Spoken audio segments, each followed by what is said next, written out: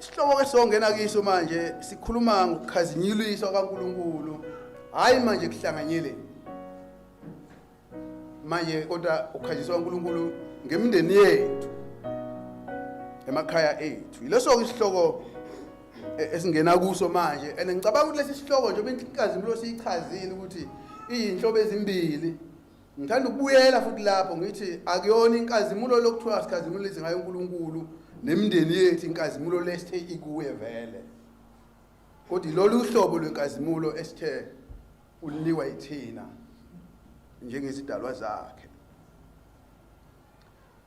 Nakulesi sifundo ngiyathanda ukuthi ngiqale ngokuthi ngilichaze leli gama lomndeni ukuthi lisho ukuthini, ngoba mawukhuluma ngomndeni esikhathini sanamhlanje asakhuluma into eyodwa. Igama lomndeni seliqondwa ngendlela eziningi. Sekunje abantu abajolayo ngoba bazali ingane bobabili bese uzumfana umndeni wami. Yajola qonye. Akaziwa nasekhaya idevu leli kodwa seyithi umndeni wami uma lihamba lengane yomuntu.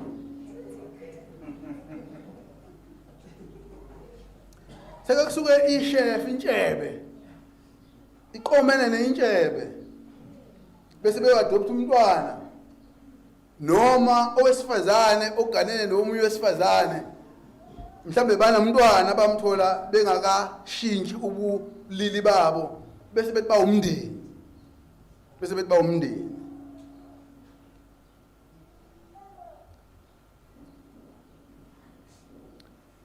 Bese kuba khona futhi kwesinye isikhathi masikhuluma ngomndeni ukuthi njengoba ngoba kaMfusi nje bese ngihlangana nomuntu kaMfusi la eMandawe engingamazi qo engiqalayo ukumbona, bese ngithi lowo muntu umndeni wami ngenxa yokufana kwesibongo.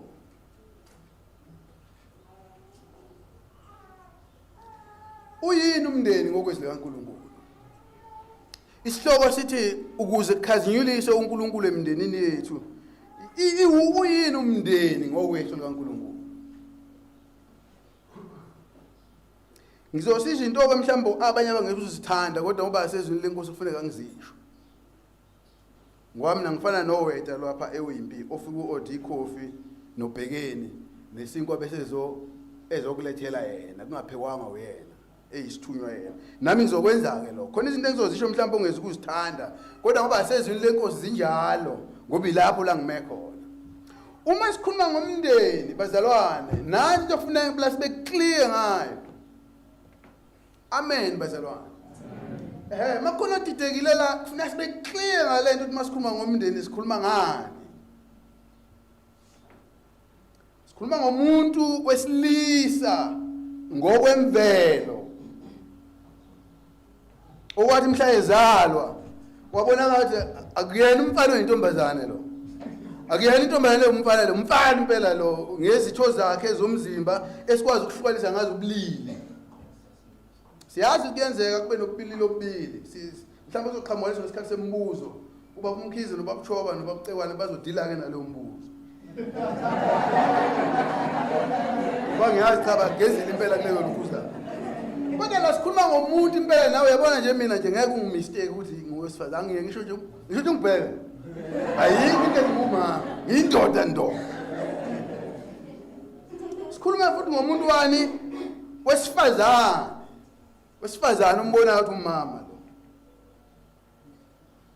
Owesilisa oyedwa nowesifazane oyedwa abahlala ndawonye. Kuyenzeka mhlawumbe umunye abe kuyindawo ngokusebenza kodwa abahlala ndawonye nanku umgomo ngaphansi kwesivumelwano somshado. Umndeni ke lo. Mhlawumbe sekuziwatholakala nabantwana. Ngoba bengatholakele futhi abantwana bayiwo umndeni kodwa umgomo yini ukuthi lo wesilisa nalo wesifazane bahlezi ndawonye ukuthi bahlezi ndawonye ngaphansi kwesivumelwane somshado.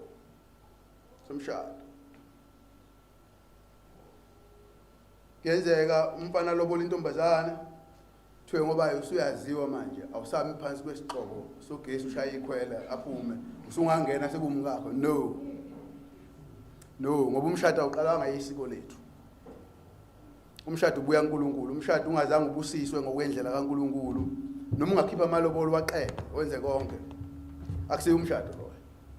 Umshado umcabango kaNkulunkulu, kufuneka umshado uzuwenze njani ubusiswe uNkulunkulu. Bese kuba umshado ke lo la kuhleli khona owesilisa oyedwa nowesifazane oyedwa ngaphansi kwesivumelwano somshado. Uma iBhayibheli likhuluma ngomndeni ke likhuluma ngabantu abanjalo, ngabantu abanjalo. Miningi imifanekiso esetshenziswa iBhayibheli ikhuluma manje ngathi njengoba siyibandla, kodwa siyibandla nje nathi sibizwa ngakho umndeni, kodwa umndeni wabani? Hayi okamkhosi, orokwachoba, orokwaciwane, kodwa umndeni kabani? kaNkulunkulu. Singabendlu kaNkulunkulu, siwumndeni kaNkulunkulu. Ubaba bela ufundile base-Efesu besithathu, ngaphinde ngabona isitulo sasebenza. Ngoba ufunda base-Efesu besithathu, bathina aba-Efesu basesithathu. Bakubona imfihlakalo ekhona uNkulunkulu okudala iqala abantu bengayiqondi kusukela esikhathini esedlule. uNkulunkulu useyivezile manje le mfihlakalo ngokuthi enze njani. Athatha abantu abamaGriki, athatha abantu bamaJuda, abahlanganise. Kuthi kule bantu abahlanganisile bese kuphuma ubuzwe obusha ababizwa ukuthi yibandla. Njengathi sonke sibizana ngabafowethu nodadewethu, kodwa uma ungabheka sihlobene ngokwegazi. Kodwa siyizimpela ihlobo yinda. Sakhishwa embusweni omnyama, safakwa embusweni wokukhanya ngegazi likaJesu Kristu. Sesiwumndeni impela ke manje. Ibandla ke mangabe kukhulunywa ngalo, miningi imifanekiso ekhulunywa esetshenziswayo mase kukhulunywa ngebandla. Kwesinye isikhathi uJesu nje kuMateyu 5 verse 14 ekhuluma ngabantu abakholayo uthi bawukhanya kwezwe. Ibandla le.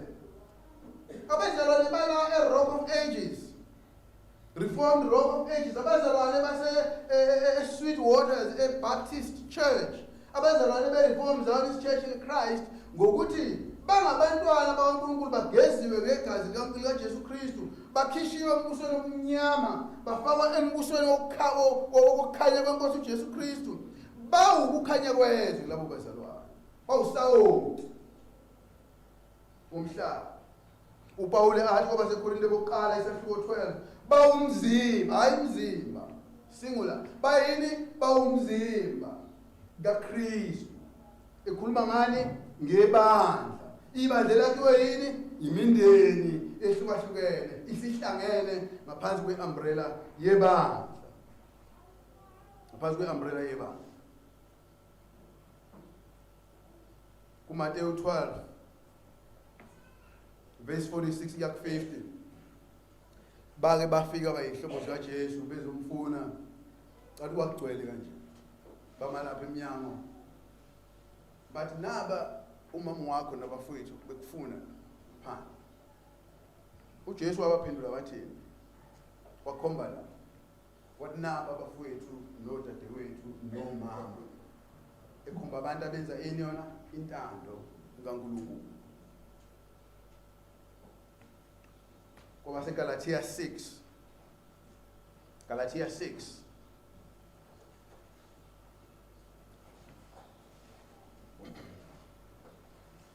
verse 9 kuya ku 10, uPawulu umekhuluma ngesihe sokusiza abadingayo. Uthi kwaba seGalatia 6 verse 9 kuya ku 10, uthi kepha masingakhathali ekwenzeni okuhle.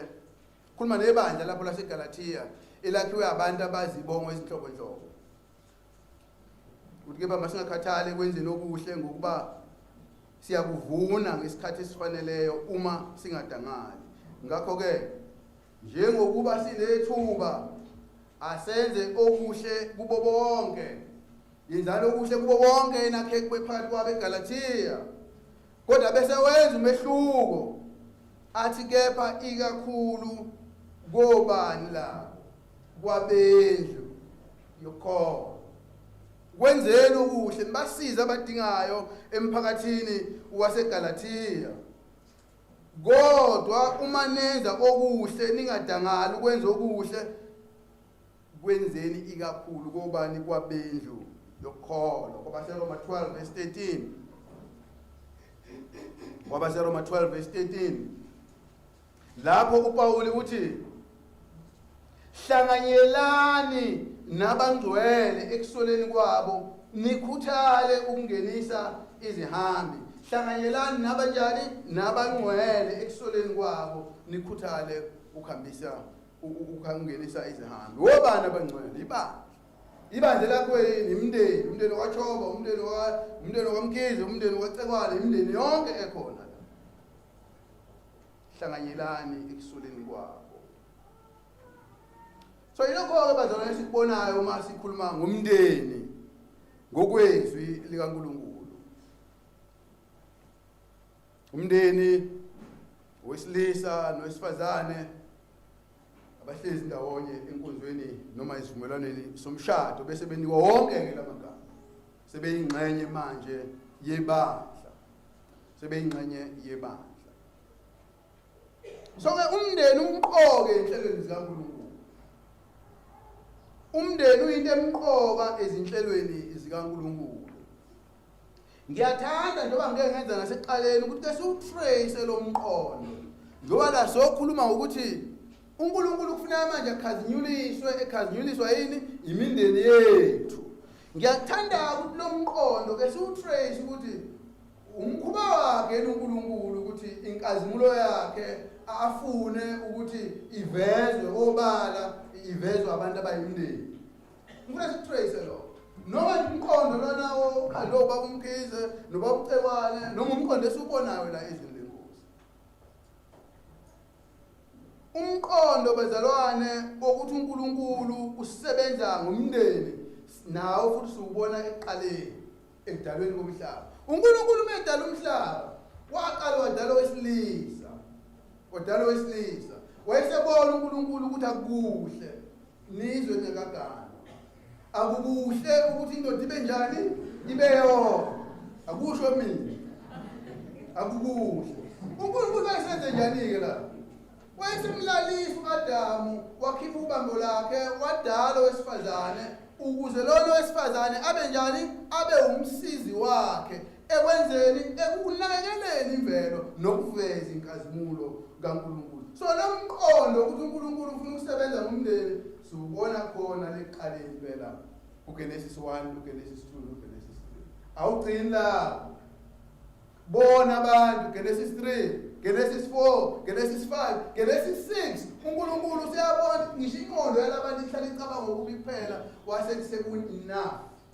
Ngizobhubhisa manje wonke umhlaba. Ungasalutho. Kodwa uNkulunkulu ngoba unesihawu akangaboni indoda eyodwa. Wathi ngizohawela le ndoda eyodwa. Wathi ngizohawela le ndoda kanye nani yayo nomndeni wayo. Ubani igama lale ndoda uNkulunkulu ayisindisa kuzamcolo wayifaka emkhunjini yasindiswa nabantu abawu-8 abawumndeni wayo. Uno. Wathi uNkulunkulu umhlaba ngabe sikho manje. uNkulunkulu akazange abe nesihe nale ndoda eyodwa okuthiwa uNoah nomndeni wakhe. uNkulunkulu manje kwakuthi size sibe khona kwakuze ukuthi umhlaba uqhubeke nokuthi uveze inkazimulo yakhe kuzalwane kwande. uNkulunkulu futhi wasebenza ngani? Ngomndeni.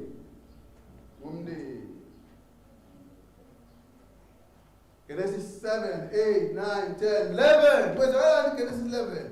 Abantu bayahlangana bathi hey, uNkulunkulu ufuna ukuthi thina siphakamise igama lakhe sizalane sande. No, thina sifuna ukuzenzela lethi igama ukuthi senze njani? Sikhanda umbhoshongo ozokuphi? Phezulu. uNkulunkulu utheni? Zalanani nigcwale umhlaba wonke. Abantu bathi no, asifuni ukugcwala umhlaba wonke. Sifuna thina ukuya kuphi? Phezulu. Ukuze kwakudunyiswe igama lobani. Wayethi uNkulunkulu ngizokukhombisa ukuthi mina umnikazi womhlaba. Nalapho uNkulunkulu bazilithule bandleni. uNkulunkulu nalapho futhi wasebenzisa yini? Wabiza indoda endaweni yaseUri. Ngizoze ngisusele isithuba. Wabiza indoda igama layo uAbraham. Wayibiza le ndoda yeza nomkayo, yeza noyise. Wathi uNkulunkulu suka kulelizwe leli. Lelizwe ligcwele iziphingi, lelizwe ligcwele abantu abangangithandi. Ngizokuthatha wena ngikusezweni ongalazi la ngizofika ngikubusise khona. Uma sekubusisa wena isibusisa siyuhlala kuwe kuphela. Kodwa siyodlulela nakuphi? Nakuyo yonke ini yona imindeni yani yomhlaba. Imindeni yomhlaba. Ingakho nje emndenini wami umalumunye wami wathi wangishaya uma ethi wena okhokho bakho bala ngathi khokho wami mina uAbraham. UAbraham ukhokho wethu indoda yakho. Ukhokho wami manje ngisamtrace ngomfusi ngabazi. Ingabazi noma bekholwa sengimtracer ukhokho wami uAbraham ngoba indoda yokholo. Indoda yokholo. Abantwana bakaNkulunkulu kwenzakalani? uAbraham esengenile ezweni wasuka indlala bathatha abantwana bakaNkulunkulu basiwe egqileni eGibhithe. Uma bese eGibhithe kwenzakalani uNkulunkulu? Wathumela uMose wathi hambe uyobakhipha abantwana bonke nemindeni yabo. Uma esebakhiphile uNkulunkulu sebehlezi manje ezweni lesithembiso.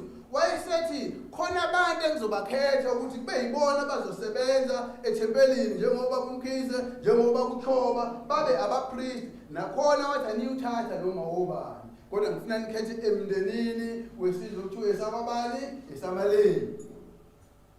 Umpristi kwakufuneka ngaphumi kwenye indlu emadodaneni kaJakobe wafuneka aphume emndenini kulabo bendlu kale.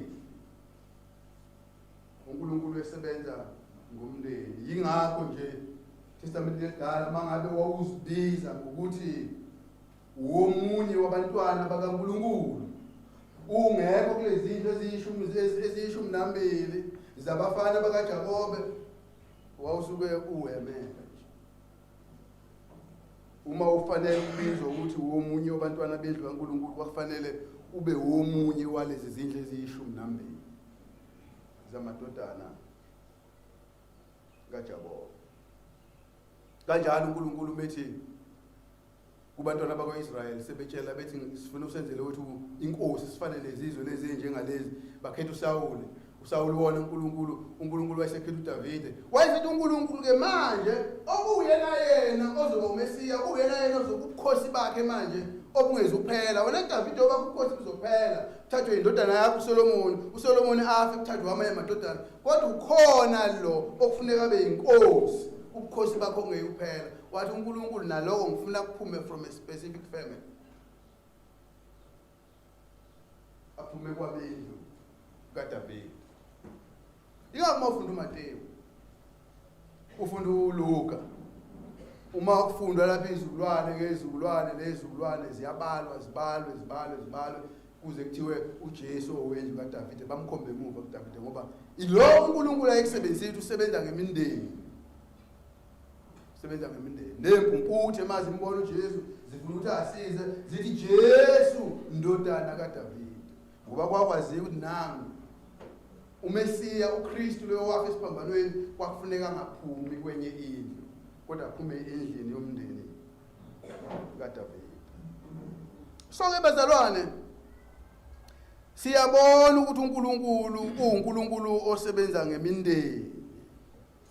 uNkulunkulu osebenza ngemindeni. Ngabantu abashadile abanobulili obungefani.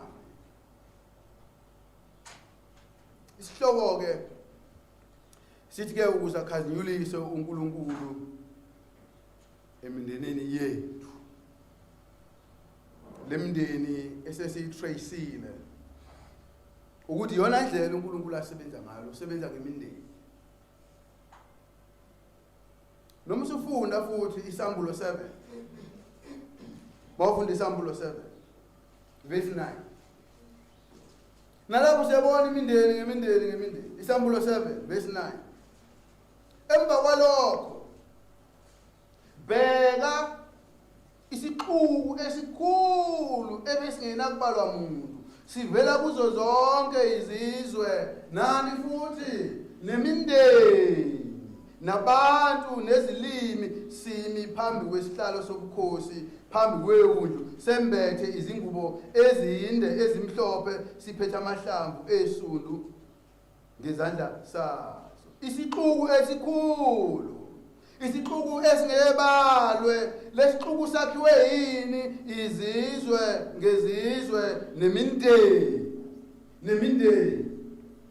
uJohane la usebuka nini izikhathi ezizayo ukuthi uNkulunkulu okwathi meqala umhlaba wayesebenza ngemndeni uJohane uthi uNkulunkulu mase umhlaba omusha nezulu elisha selakhiwe uNkulunkulu leyo plan akakayilahli uyikayikhumbula ngoba sesikhazimisiwe nje abantu abobe behlangene lapho kube kuyizilimi ngezilimi ezakhiwe yini imindeni wamfuso yobulala kwabakholwayo bonke abangakholwa bobengekho la imindeni abakholwayo so bazalwane uNkulunkulu usebenza ngani ngemindeni siyabona lokho bazalwane uNkulunkulu usebenza ngani ngemindeni ake sibhekeke izindlela imindeni eyakhiwa abesifazane nabesilisa nabantwana ukuthi uPaul wabasekholwa sebesithathu uthi kufuneka labo bantu baphilisane kanjani ukuze iqhakambe inkazimulo kaNkulunkulu abasekholwa sebesithathu sukela ku verse 18 ku verse 18 lapho uPaul usakhuluma nobani nabesifazane uthi bafazi leli gama ethi mfazi lisho wesifazane oganile lisho wesifazane owesifazane ngokwemvelo oganile litho wesifazane kenze njani thobelani amadoda enu njengokufanele enkosini so ukuze imindeni yethu ikhazimulise uNkulunkulu kufanele kulelo khaya uthole umama ongashayi u5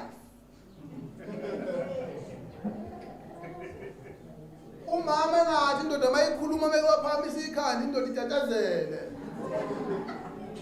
umama ukuthi babamele wathatha inqumo emhlanganweni befike ekhaya amxoxele athi weyisesona manje yakwenzeke lo kodwa kayona ielder sondweni uthi uPaul lana abafazi njani thobelani ini yona amadoda leli gama lokuthobela lithi bayistashi ube ukhaphethi lona ukusula inyawo laphana uma kungenwa eminyango akushiwo lo leli gama lokuthoba igama njengoba esho lapha egcineni kwevesi njengokufanele inkosi owesifazane othobela indoda uthobela indoda okungathi uthobela inkosi enjani engamhlukumezi owesifazane inkosi enjani engamthathi owesifazane njengodomet kodwa emthatha njengani njengomunye wabazalwane osindisiwe ngegazi likaJesu ngendlela efanayo owesifazane bese thoba emlalela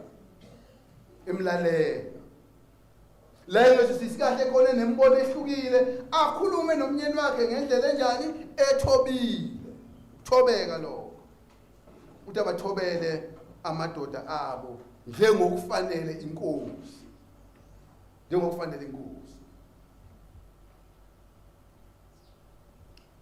lezi zinto ziyenzeka sibe inkinga mhlambe ekhaya la umama khona esebenza ehola imali eningi kunendoda ama-conditions awekho le condition iyodwa ukuthi owesifazane uthobela indoda ngokungathi uthobela ini inkosi hayi ngesalary ukuthi ungenisa malini ekhaya kodwa ikhona imizi indoda ethothobalayo ngobili umama wenza konke imoto ehamba ngayithe ngomama indlu ahlala yona nje ngomama ukudla kudla kuthe ngomama akana income bese indoda noma wesifazane ongamesaba uNkulunkulu bese sisebenzisa lo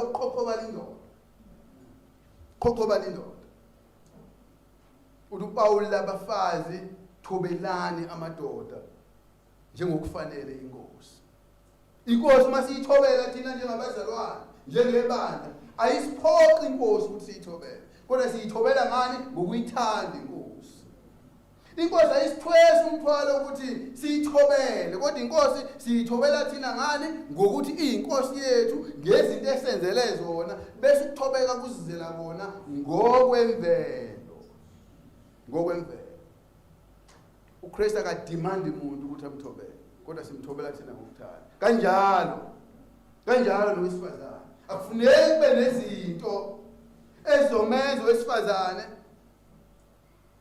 ukuthoba kwakhe ethobela indoda yakhe bese kuba nembandela obana no kodwa umthobela ungathi uthobela ini inkosi ikhaya kanjalo bazalwane liyamkhazimulisa uNkulunkulu ngoba noma indoda akhona phela amadoda amanye indoda uthola ubaba isididida kodwa uma mhlakaniphile umama belibonda nomama ubaba uyakhithiza kancane wamthande njalo afuneka umama kusebenzise lo sesiyabona ngabe yabona nje lapha ngakithi isikole ezayoni ngoba zathi ugcotshwa lo mbala akubhekwa uTimothy uqalisa phezulu ubondo yazi kube lo mama uyindoda uyena kufanele ngabe umfundisi umthetho uba uthoshobele into ngakho uthi noma ekhuluma ungezwa kusukuma umama wakwakhe nje qala ingoma nje umama wakhe uzuthi washo lo mama hayi baba yethizile kodwa wesifazane osapha uNkulunkulu umthobela umnyeni wakhe njalo ngoba icondition yokuthi ukuthoba kwakhe kungathi wenze njani uthobela inkosi uthobela inkosi uthobela inkosi umama onjalo ohlezi emshadweni onjalo nomnyeni wakhe abangaphandle bathi uma bewubona lo mndeni bembona lo mama bese inkazimulo kaNkulunkulu iyavela khona mama uthi bengakasindiswa uthola usesindiswa segana indoda engakhona edlela nje utshwala abantu abaphuza utshwala siyabazi nokugeza bakuthandisisi kahle nokudla bakuthandisisi kahle kodwa umama uthobela indoda yakhe ngoba wayigana ingakhona leyo ndoda leyo uyithobela yakhe kufuneka ehluke leyo ndoda ethi efika amadoda amanye elale exathuke efike exathuke enuka engagezile kodwa umama uthobela indoda yakhe eyakhe indoda ihluke ukuthi uzoyiclean indoda yakhe ayenzele ukudla ayihloniphe njengale ngoba uyigane injani esesindisiwe kodwa uma ungakagana amen bazalwane uma ungakagana noma umfana engane 6 pack njengami noma umfana engaba nemali eningi umfana ngemoto enkulu umfana engakho uPaul udwebile la yini bazalwane awungene emshadweni ngomuntu ngoba ubheka ibank balance yakhe nokuthi muhle kangakanani mhlambe mehleka uvela ama potholes akusho lutho konke ufunakalayo ukuthi umuntu ufuneka njani akholwe nayi condition yokubaleka uma ungakangeni noma ungamthanda kanjani uma engakholwa awungeni lo mshado kodwa mase usindiswe wasindisa umnyeni engakholwa yena uyamthobela lo umnyeni enjalo uzathi ngithi uJohn mangaphosisi athi wazi ngani ukuthi mhlambe indoda yalo nkosikazi ongakholi yosindiswa ngonkambo yenkosikazi ingakho uPaul ethi thobelani amadoda enu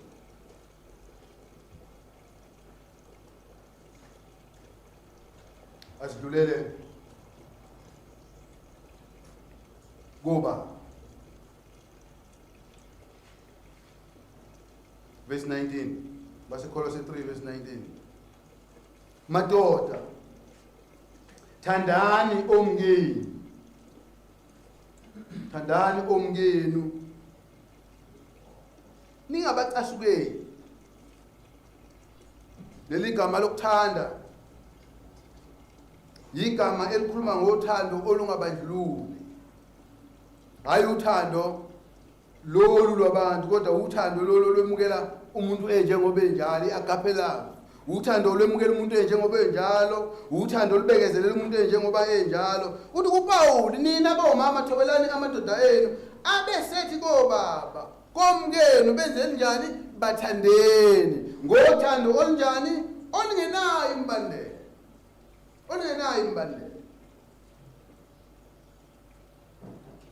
ningabacasukeli ningabaphathi ngesihluku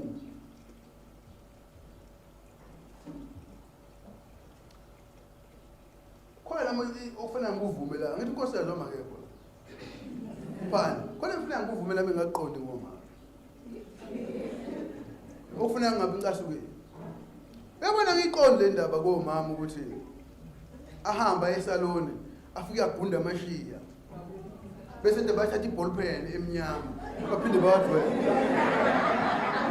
ayiqonde I understand phela ngiyakutshela unkosikazi wami ngabazela kade lapha nabanye kuqonde lokho umungena umKristu ungacasuka la uthatha imali yami wayogunda wasusa amashiya wasithenga iballpen elayindini usewadweka futhi akuqonde kodwa ngeke ngiphike umkami uyashita bemusha ngeqamba mangude kabuhle kodwa akuqonde usuwagundela uzowabhala futhi Undabona uNkulunkulu uthi thina amadoda amakhosikazi wethu asiwathande ezimeni zonke uzathini uPetro oqala osekuyisexwayiso ke manje kuthina amadoda maqondana nabesifazane namakhosikazi ethu kuPetro oqala isahluko 3 verse 7 kuya ku 9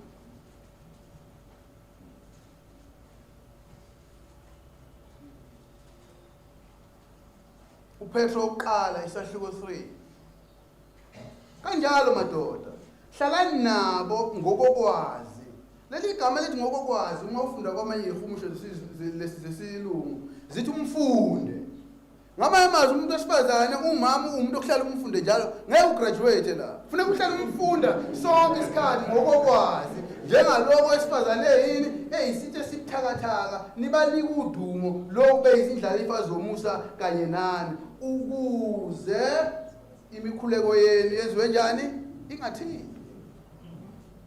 uNkulunkulu njengoba ethini ngoba seKolose 3 abesifazana sibathande singabacasuli zikhona izinto eziyingozi kuthina amadoda esidlala ngabantu besifazane ukuthi kunalenqube ukuthi uNkulunkulu ebuka ukuthi wesifazana simphethe kahle unkosikazi simphethe kahle uNkulunkulu umkhuleka kayi noma khuluka ezukhala noma khula uze kusale wena wena ukhuluma ukhuleka ihour lonke uthi uPetro la uNkulunkulu madoda angahlasene kahle nabesifazane uNkulunkulu imkhuleko yamadoda ekhona ngayilalela umkhuleko yalawo madoda yathiwa leyo mkhuleko uthi kuPaul ngoba seKolose madoda bathandeni amakhosikazi ezinye izinto ngoba umama ukhulese anikhuliswa ekhaya lodwa ukhuliswe emakhaya ahlukene nidlule izimele ezingafani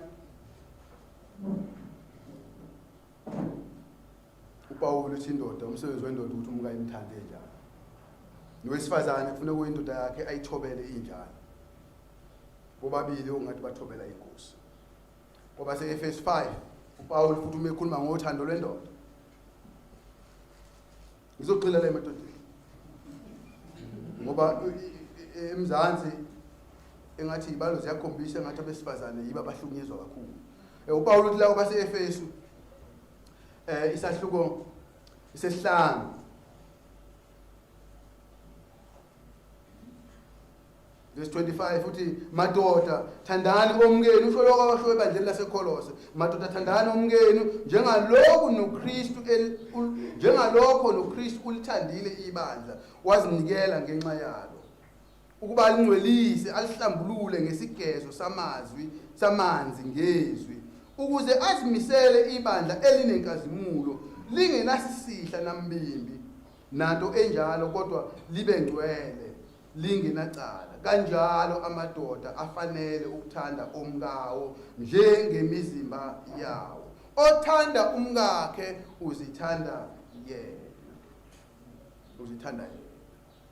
madoda thandani omkeni njengoKristu emthandile ibandla uKristu uthande kanjani ibandla wathatha onke amahlazo ethu wafa isiphambanweni njengonezono engenaso nesisodwa isono wanikela ngokuphila kwakhe ngenxa yethu thina siwumlobokazi wakhe uthi kuPaul nansi ipattern ofuna siyilandele sina madoda ekuthandeni amakhosikazi ethu aphinda aqhubekeke lapha na kuverse 26 kwabaseEfesu 5 athi ukuba alingcwelise alihlambulule ngesigezo samanzi ukuze azimisele ibandla elinenkazimulo lingenasisihla nambimbi nanto enjalo nathi ngokunjalo uKristu njengomlobokazi wakhe uyasicwala usuku nosuku sikule conference nje siyacwala siyakhuliswa susa imini nezisihla ezikuthina eziyisono uthi kuPaul umsebenzi wendoda yilowo esekhaya ukuthi umkakho umcwale angabi nazisihla nambi. Ikhona imithi leyo kwehlisa imibili nezisihla namabala, kodwa uPawuli uthi umkakho mawungambheka nje unyaka washada ngawo kuze kube manje ukhona nomehluko ukuthi unkosikazi wakho imbimbi akasenayo, hayi uCream kodwa imbimbi yethu. Ngomhla ka-11 September next year sobe sithi 20 years nonkosikazi wami. Uma bembuka bakubo from unyaka 2004 ngishada naye kulo 20 years bangonyaka ozayo unjani uma bembuka ngokwembimbi egezwa yizo unjani unjani abazalwane enkonzana uma bembuka lembimbi angizwe igeza mangila ipulpit kuphela kodwa kuqala ekhaya, uqala kubazalwane ekhaya. Ake ngigxile impela le madoda ngoba thina madoda siyaza la phambili sithandaze kuze kukhala abantu ekhaya uyathandaza yini, uyathandazela ekhaya nomkakho nobabili nezingane zakho, noma masula ipulpit izingane zibona omunye ubaba umkakho ubona omunye ubaba ungathandaza ekhaya uthandaza esolweni. Ngaphambi kokuthi uzothandaza uze kukhala abantu la uthandaza ekhaya kwakho nomkakho nezingane zakho. Khona omunye uthisha incitha buchopho engiyithandayo igama layo bathi uDA Castle, ubhala incwadi eningi, khona iquote akayisho wathi uma ufuna ukuhlambalaza uMkristu noma indoda uMkristu noma ikholo noma ilimi, uma ufuna ukuhlambalaza musumbuze lo muntu nabazalwane abangaki ebandleni, musumbuze ukhuluma ama-conference amangaki, mbuze ukuthi singakanani isikhathi asichithayo ethandaza yedwa, singakanani isikhathi asichithayo ethandaza yedwa, singakanani isikhathi asichithayo ethandaza nomkakhe, singakanani isikhathi asichithayo ethandaza nezingane zakhe. Uthi you will put him to shame. Izelela le ndaba yokuthi sinomthwalo ukuthi amakhosikazi ethu kufuneka siwacwale kuze kucwaleke wena. Uyabona nje ngakakholwa ngangathandeki, cha ngathandeki ngakuyindoda impela ubona eyayimbi le ndoda, kodwa manje sengiyabukela sengiyathandeka ngithanda ukumthoba ukumkhipha kodwa lifa ngeke uyagezeka impela uma uyagezeka impela ugezwe nje ifa ngeke. Madoda thandani umngeni okungathi kukiyo inkosi. Ingane ubaba seKolose futhi besithathu thiwani ngeingane, sesifundile ngobaba safunda ngomama, kuthiwani ngeingane abaseKolose besithathu verse 20. Bantwana lalelani abazali beni ezintweni zonke ngokuba lokho kuyathandeka enkosini. Leli gama lokulalela singasho lisho ukumthemba umuntu, ngoba isikhathi esiningi ingane kunezinto ezibuka ngalesikhathi samanje ingaboni phambili, ingazi futhi nasemuva, kanti umzali into ethandekayo enganeni esikhathini samanje cishe nawadlula kiyo, noma cishe ngobudala uyakwazi ukubona ingozi ngaphambili ingane engayiboni ifuna manje leyo. Uthi uPaul labantwana abazali benu kufuneka nibalalele, ngamanye nibathembe kwabakushoyo, noma ngokwesikhathi sakho ukubona ukuthi hayi engathi uyangibambezela umama, uyangibambezela ubaba. UPaul kodwa izanjani balaleleni abazali benu ngoba cishe into abangezwi support uma uyenza cishe badlula kiyo, noma khona ingozi wena njengomntwana ongayiboni ngobuncane, hayi ngokuba isiphuphu, ngobuncane ongayiboni wena ingozi kusasa yokuthi leli izokufaka iphi ingozi. Uthi uPaul la bantwana benze njani abazali benu, balaleleni abazali benu. Akekho umzali ongathi yazi mntanami ngifisa umsukhuleni ube isidaba. ngifisa ukuthi usukhulile njengoba isidlalo sabafana uzala ingane ezinebongo ezu7 kube United Nations like umzali wafuna leyo kodwa umzali nomzali noma engayisidaba kwesinye isikhathi akafuni ingane yakhe idlulele kuphi khona ebudakweni lokuyena akhulele khona lingoba kuPaul ethini bantwana ezanjani balaleleni abazali benu balaleleni abazali bathembeni abazali benu ezintweni zonke abazali abakholwa bathembeni kuphi ezintweni zonke ukuba lokho kuyayithokozisa inkosi ingane ngabathobeli ingane ngabalaleli abazali bayo ingane egqolozela abazali bayo lelo khaya lelo bethi mabebheka abantu abangaphandle abangakholwa ifihlakala inkazimulo kaNkulunkulu ngoba awuyingane enjani lezo ubaba wakho umama wakho akalaleli into akathobeli into ubaba wakho akamthandi umngake yingane zakhona azilaleli umuntu azilaleli abazali bayo bese inkazimulo kaNkulunkulu iyafihleka emakhaya ethu ingakuthiwa izingane zenze njani azibathobele azibalalele abazali bazo balalele abazali bazo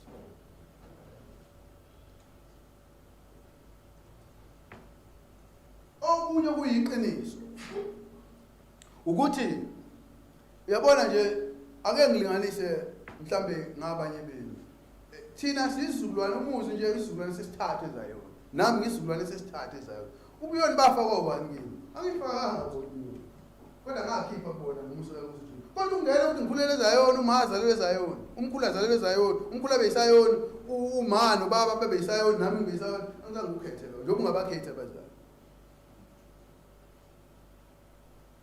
kodwa ngomusa kaNkulunkulu savuleka manje manje ngizama ukusho la ukuthi abazali abakholwayo bazokukhulisa ngani ngabakholelwa yiko njengoba kuyibona abazali futhi abakufundisa lokukhuluma bazokukhulisa ngendlela leyo nabo abakholelwa yiyona indlela kaNkulunkulu ingakho nje izingane zethu thina sisindisiwe esikolwayo aweke lezo ngane umfana wami nje nami ukhona la nginomzukulu ona 10 years ngangibatshela sasila ngoAugust sasavakasha la ebandleni babucikwane sasihleli nabo la ekhuleni ngabatshela ngathi yazi bafana bami ngathi awubakhombise lapho unkosikazi wami savula sabakhona ndiyabona izingcako nalapha enokuzile izangoma lazisicaba khona ngathi nalezi zinto sezingumlando kina nizange ngicatshwe ngathi nisizukulwane sokuqala kwamfusi uNkulunkulu asikhiphile ekhanyeni nangene asikhiphile kumnyanyeni nangene ekhanyeni yinda ngoba kufanele ngilalele kufanele ingane zethu zisilalele kodwa izingane azangalalela zizobuyela ukukhona kumnyameni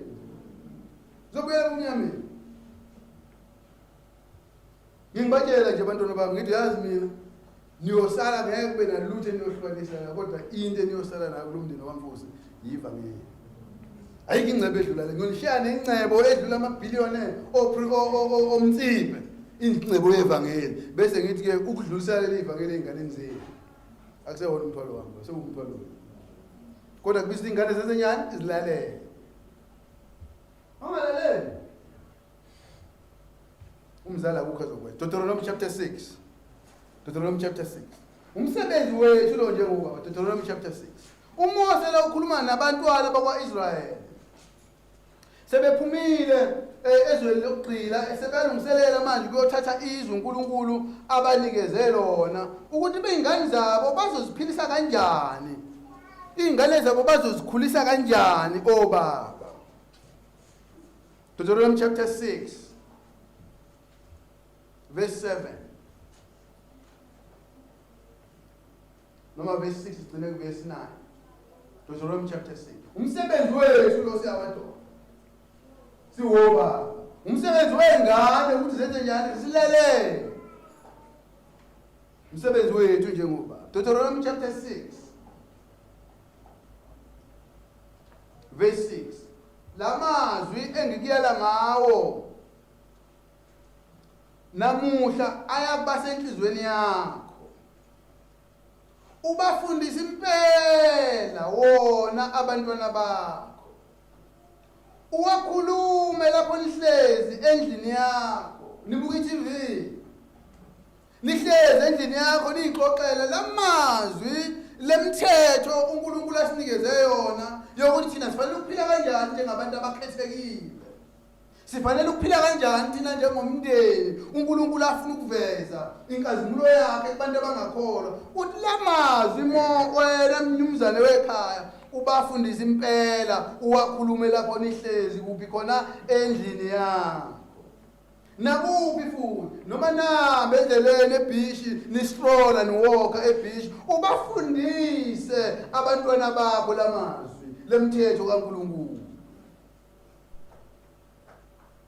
nalapho uhambe endleleni nalapho futhi wenze njani uyolala nalapho futhi wenze njani uvuka uyakuwabopha abe uphawu esandleni sakho abe isikhumbuzo phakathi kwamehlo akho wowaloba ezinsikeni zomnyango wendlu yakho nasemasangweni omuzi wakho lamazwi omthetho kaNkulunkulu uma uhleli uyowagcizelela lamazwi ezinganeni zakho uma namba uyowagcizelela lamazwi ezinganeni zakho noma uyolala noma uvuka wagcizelela lamazwi bese wabeke insikeni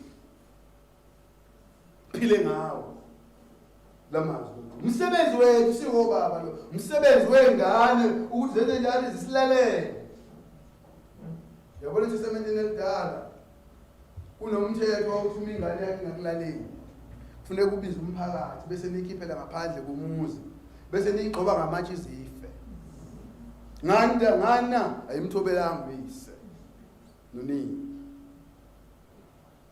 uthi uPawuli kuba seKolose 3 verse 20 bantwana bathobeleni oyise bathobeleni obazali benu obaba benu uma beneluleka beninyala Izaga 22 verse 6 zithi khulisa umntwana ngendlela okuzothi lapho isekhulile angachizi ukukiyo umsebenzi kabani lo kababa umsebenzi wani ukuthi ingane ilalele ukuthi le ndlela efundiswa ngayo ingabisa isagudlwa kuyo isikhulile owengane futhi kunani kunokubambisana okho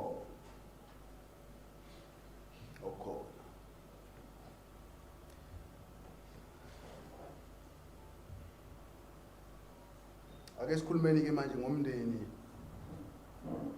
oyibandla besikhuluma ngomndeni ekhaya ukuthi umama yini umthwalo wakhe ubaba yini umthwalo wakhe ingane yini umthwalo wakhe sikhulume manje njengoba siwumndeni angithi ngisho la ukuthi elinye lamagama esisetshenziswayo ukuchaza thina siyibandla sibizwa ukuthi yini thina siwumndeni ubani ubaba waleli khaya ubaba uCekwane ubani baba eCross Baptist Church ubaba uMkhize nama-elders ubaba uChoba nobaba uGasha nobaba uGumede ama-elders alile yasonto akithi ibona abanjengani njengeyinhloko ibona abanjengani njengabelusi ibona uNkulunkulu aninikeze bona baneluse njengebandla nala emandawe angwazi ama-elder kodwa ubaba uCekwane bonke ama-elder amiswe nawo ibona abayini abanjengobaba benu njengabazalwane umkhulu Shabalala esikhotho Reform Zionist Church in Christ nobaba Dlamini nami uNkulunkulu simisile sibe njengani njengobaba bomndeni oyibandla uthini umyalo wenu maqondana nendlela okufanele ubaba uCekwane nobaba uMkhize nobaba Shabalala nimbuke ngayo ke nina niyibandla maHebrew 13 verse 17 maHebrew 13 verse 17 sengikhuluma manje ngomndeni oyini wezokomoya umndeni oyibandla MaHebrew 13 verse 17 lalelani abaniholayo nibathobele ngokuba balinda imiphefumulo yenu njengabaza kulandiswa ngayo ukuze bakwenze lokhu ngokujabula bangabubuli ngokuba lokhu akunakunisiza bazalwane base Rock of Ages bazalwane base Cross bazalwane base Reform Zionist Church in Christ nawo wonke amabandla esihlanganyela nawo nanku umthwalo wabazalwane kubabonisa bamisile uthi umbhalo maHebrew kufuneka banilalele banithobele ngokuba yibo abalinda imiphefumulo yibona abobuzwa ngemiphefumulo yenu yibona abayofuneka banikeze i-account uNkulunkulu ngokuthi baliphathe kanjani leli bandla uPawuli ekhuluma nama-elder ase-Efese ezenzeni 20 uthi yelusani kahle umhlambi kaNkulunkulu awuthenge ngegazi lakhe ngoba nizobuzwa ngalomhlaba. Umthwalo womhlambi ukuthi kwenze lenze njani ibandla libathobele ababaholayo, libalalela ababaholayo. Kodwa hayi kuzo zonke izinto. EZayoni labe sikhona khona abahlelayo ngayo amaBhayibheli. Athi uJesu wathi asithandane bese yosebenzana lo verse ukushela wesifazane. Athi nathi izimo ukuthi asithandane. No.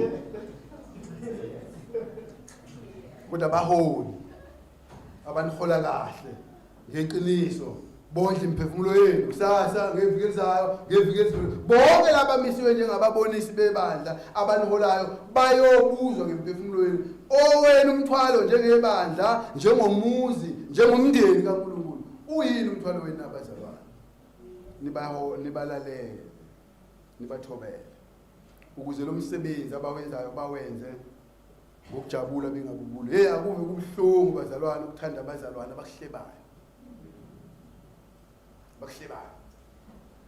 hlebe ko WhatsApp faka ama status WhatsApp bekubhinqa nqala umfundi khulunywe ngakho bene group nje sonto wazi ukuthi hayi le group le EFF le yala isonto ukuyona uyazi ukuthi ihlasela umholi bebani wanda hayi makakhuluma le group nje khona umlilo ozoqhuma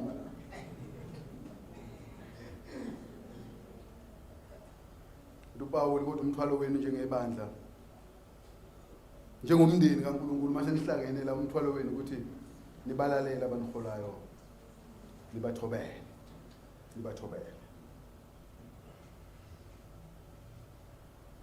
Timotheo uqala isahluko 5 verse 1 mase ngigcina Timotheo uqala isahluko 5 verse 1 uthi uPawuli umekhuluma ke manje ngabadala esontweni mayikhaqe indoda endala sikhuluma nama-elder ke manje uTimothy ngithi bandleni kuzoba nabantu abadala uthola wesikhathi abafundile uthi indoda endala wenze njani ungayikhaqi kodwa iyale njengoyihlo namadoda amasha njengabafowenu abesifazane abadala njengawonyoko nabesifazane abasha njengawodadewenu ngenhlanzeko epheleleyo ubudlelwano ufuna sibe nabo leo njengomndeni oyini manje eyibandla umndeni eyibandla abadala ubatreat engathi abazali bakho benyama nabesifazane abadala njengawomama wakho nabasha abesifazane abancane nabesilisa abancane ungabi ithuba lokuzothola umakoti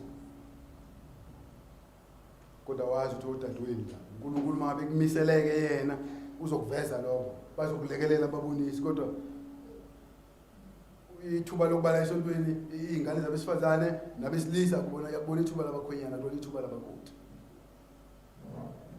kodwa uNkulunkulu mangabe kubisele bazokulekelela ababonisi kwenzeke ngenhlanzeko njengoba yesho uPaul lapha kuTimotheo uthi abasha njengodadewabo ngenhlanzeko ephele kwenzeke lokho ngenhlanzeko kuyenzeka abantwana esontweni baganana kuhle lokho kodwa hayi umapheka ithulu uyenza uthula ubambelo uyabuza usihamba nalo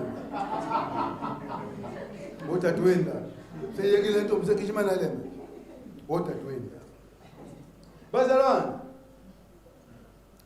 uNkulunkulu usidalele ukuthi simkhazimulise ngemindeni yethu usidalele lokho nanku umbuzo kufanele sigcine ngawo ebandleni lasemandawi ebandleni laseSweetwater ebandleni laseScott abantu mabebuka amakhaya ethu nasihlezi khona abantu mabebona ubudlelwane siphila ngabo siyibandla manje iyavela ininkazimulo kaNkulunkulu semkhazimulisa nanso inselelo esihlezi phekwayo nayi inselelo ngeze bazalwana bangena ebandleni nje kube ngaphakathi okudinga siyilungise emakhaya kwanga uNkulunkulu osibizele ukuba siphakamise inkazimulo yakhe nemindeni yethu angasisiza abangakwenzi lokho baqala ukwenza abakwenzayo lokho bathuthuka ukwenza ukuze inkazimulo kaNkulunkulu asidalele yona ivele obaba inkosi inibusise amen.